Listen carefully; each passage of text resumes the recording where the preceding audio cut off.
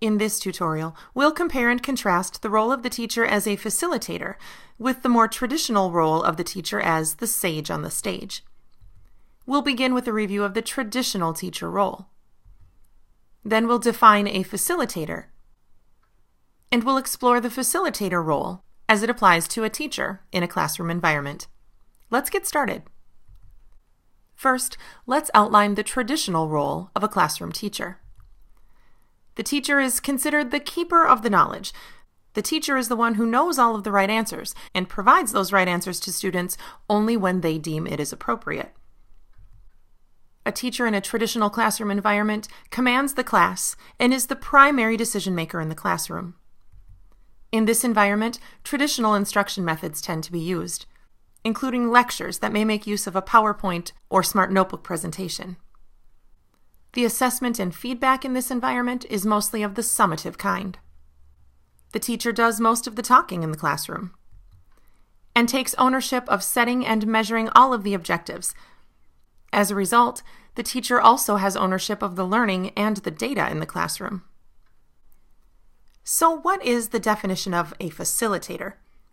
According to Merriam-Webster, a facilitator is one that facilitates, especially one that helps to bring about an outcome, as learning, productivity, or communication, by providing direct or unobtrusive assistance, guidance, or supervision. Already we can see that this is different than the traditional teacher role. How then can the facilitator role be applied in the classroom? A teacher acting as a facilitator guides and coaches students through the learning process. This transfers ownership of the learning to the students instead of the teacher. A facilitator provides the students in the classroom with choice and with a voice. Students are given opportunities to provide input and feedback to the teacher.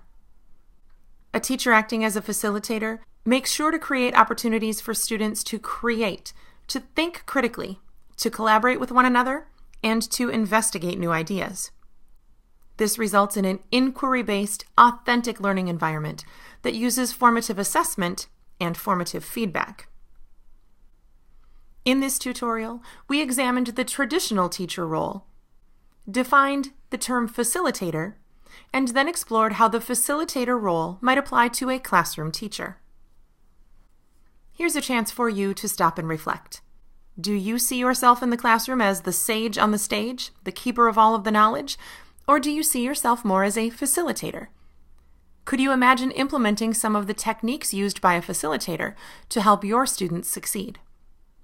For more information on how to apply what you learned in this video, please view the Additional Resources section that accompanies this video presentation. The Additional Resources section includes hyperlinks useful for applications of the course material, including a brief description of each resource. Thanks for joining me today. Have a great day.